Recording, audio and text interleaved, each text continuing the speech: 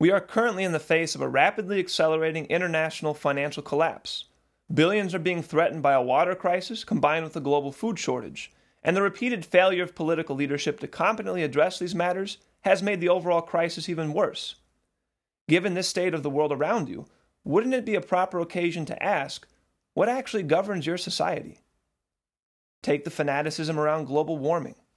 The science indicates that these changes in the Earth's climate are determined by solar cycles, orbital changes, and interstellar radiation. Yet even potentially decent leaders are still going along with the green policies that will vastly accelerate the economic breakdown. So if it's not a matter of science, then what is driving our nation down a path of green fascism?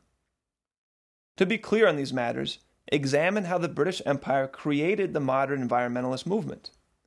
The ideological and political basis is demonstrated by the founders of the movement, Julian Huxley, Prince Bernhard of the Netherlands, and the Duke of Edinburgh, Prince Philip.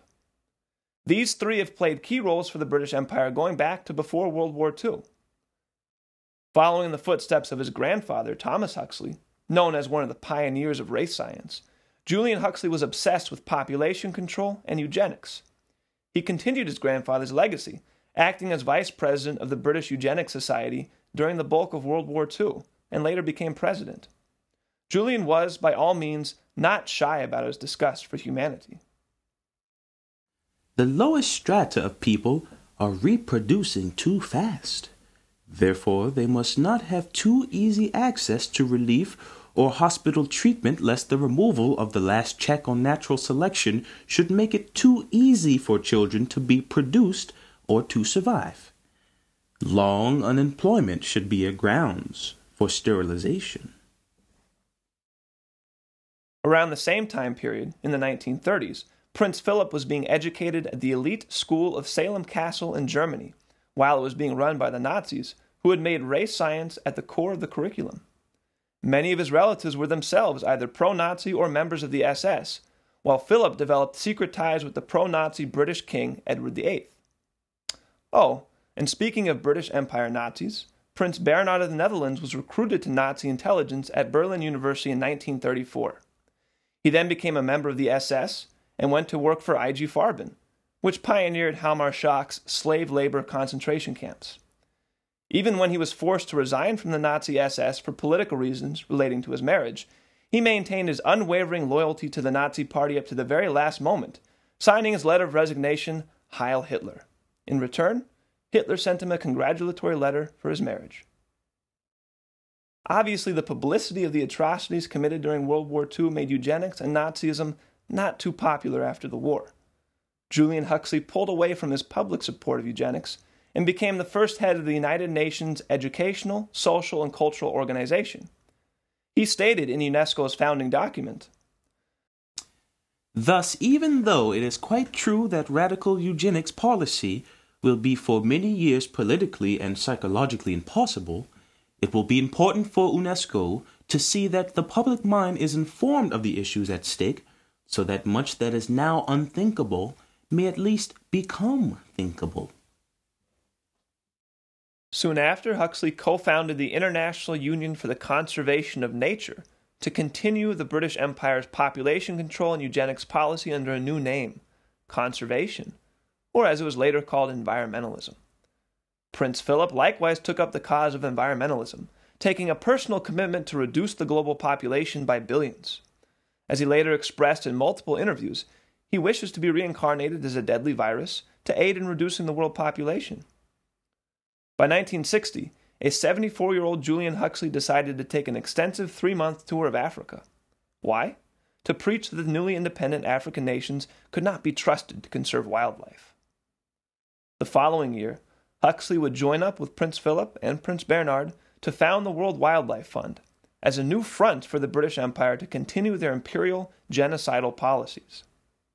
This is the ideological basis for the creation of the so-called environmentalist movement. Hatred of human scientific and technological progress, driven by the utterly degenerate view of mankind as nothing but an animal, a beast to be trained and manipulated, conditioned and culled. The desire of the empire to reduce the world population down to 1 to 2 billion people and keep the vast majority of those remaining in a backwards, indigenous state.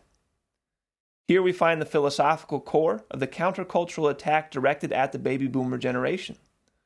From Silent Spring to the population bomb, they were subjected to psychological warfare intended to break the United States culture away from any commitment toward actual human progress. The baby boomers were conditioned to believe that man was a scourge on the planet, and any desire to improve mankind's living conditions, especially through application of nuclear power, must be stopped. The global warming hoax was introduced in 1975 through a conference organized by Margaret Mead. Bringing together the followers of this anti-human doctrine in the United States, the entire conference was run under the presumptions that mankind's development was inherently going to devastate the planet. That was the only thing that mattered to the organizers of the conference. Scientific accuracy was secondary, and only relevant to the degree that it could be manipulated to justify their desired policy of halting progress and reducing the population. The conference featured followers of Paul Ehrlich, whose fraudulent work, The Population Bomb, was a reintroduction of the work of Thomas Malthus. Ehrlich himself believed that we should cut the U.S. population in half. Typical of Ehrlich's followers at this 1975 conference was Stephen Schneider, notorious for saying, "To capture the public imagination, we have to offer up some scary scenarios, make simplified dramatic statements, and little mention of any doubts one might have. Each of us has to decide the right balance between being effective and being honest." Schneider later became a major participant in the Intergovernmental Panel on Climate Change, the supposed scientific authority regarding global warming. Under the direction of Mead, the emphasis of the 1975 conference was not science, but on obtaining a consensus agreement on the proper scare stories needed to push their policy. As Mead said herself at the conference, "What we need from scientists are estimates, presented with sufficient conservatism and plausibility, but at the same time as free as possible from internal disagreements that can be exploited by political interests. That will allow us to start building a system of artificial but effective warnings. Warnings which will parallel the instincts of animals who flee before the hurricane."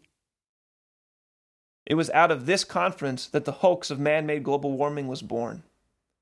This was never about science. It is the British Empire's policy for genocide. So before you react or come to a consensus with your friends and neighbors, make sure you actually know where your impulses are coming from. Just because you share an opinion, how do you know it's really yours?